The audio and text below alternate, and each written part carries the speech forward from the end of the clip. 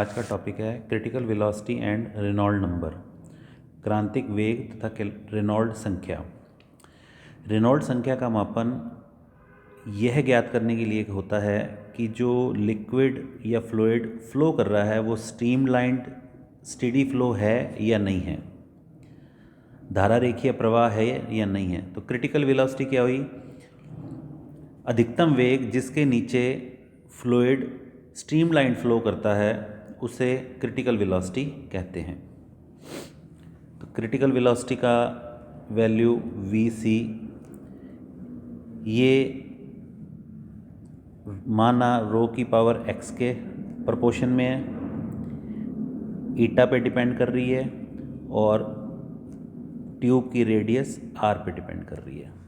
तो हमने dimensional analysis से इस आर्टिकल को सॉल्व करना है। वेलोसिटी एक इसके साथ एक कांस्टेंट मान लेते हैं आर। ये जो आर है रेनॉल्ड नंबर, ये एक यूनिट लेस क्वांटिटी है। वी वेलोसिटी की डायमेंशन होती है m0 l1 t-1।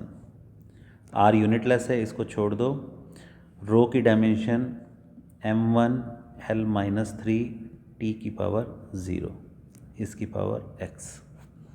इसी तरह से ईटा की डायमेंशन m1 l-1 t-1 इसकी पावर y और r मतलब l1 इसकी पावर z।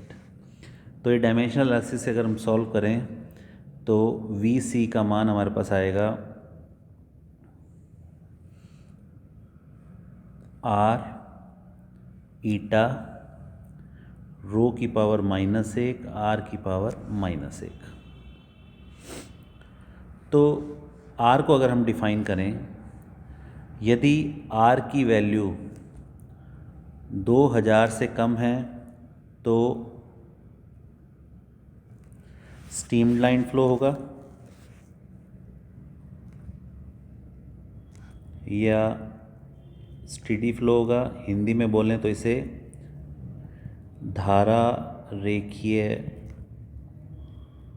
प्रवाह कहते हैं। और यदि r का मान 2000 से 3000 के बीच में है तो अनस्टेबल होगा फ्लो। और यदि r की वैल्यू 3000 से ज़्यादा है, रेनॉल्ड नंबर का मान 3000 से ज़्यादा है, तो फ्लूइड का टर्बुलेंट फ्लो होगा।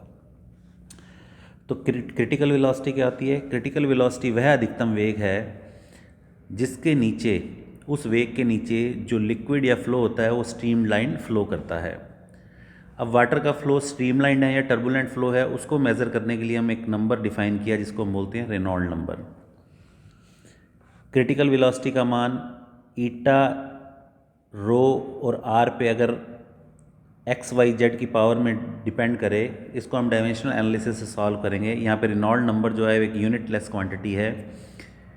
वेलोसिटी की विमाएँ डाल दो, रो ईटा और आर की विमा डाली, इसको डायमेंशनल एनालिसिस सॉल्व किया तो हमारे पास क्रिटिकल वेलोसिटी का मान ये आ गया। यानी वी का मान कितना आ जाएगा? R eta upon rho small r. अब रेनॉल्ड नंबर को डिफ़ाइन करें तो अगर r का मान 2000 से कम है तो धारा रेखीय प्रवाह होगा। अगर r का मान 2000 से 3000 के बीच में है तो जो फ्लो होगा वो अनस्टेबल होगा। और अगर r का मान 3000 से ज़्यादा है तो टर्बुलेंट फ्लो होगा, या इसको बोलते हैं विक्षुब्ध प्रवाह।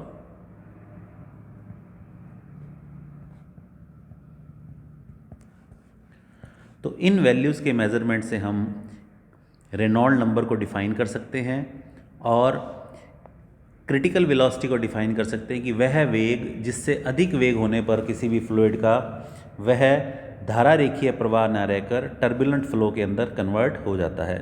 और इसको सॉल्व करने के लिए हम डायमेंशनल एनालिसिस का उपयोग करते हैं, जिसके अंदर हम रेनॉल्ड नंबर r को एक यूनिट लेस क्वांटिटी मानते हैं। अब रो की विमा, रो किसके बराबर होता है? मास पर यूनिट वॉल्यूम। मास पर यूनिट वॉल्यूम, मास की m1, वॉल्यूम की L3 तो रो की डायमेंशन क्या आ जाएगी, m1l-3t⁻0। वेलोसिटी की निकालनी है, तो वेलोसिटी या वेग क्या होता है,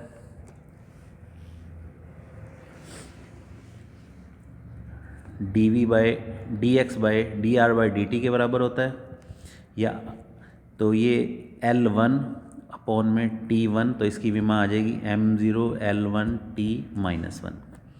इसी तरह से ईटा की भी हम डायमेंशन कैलकुलेट कर सकते हैं और आर की भी डायमेंशन कैलकुलेट की जा सकती है।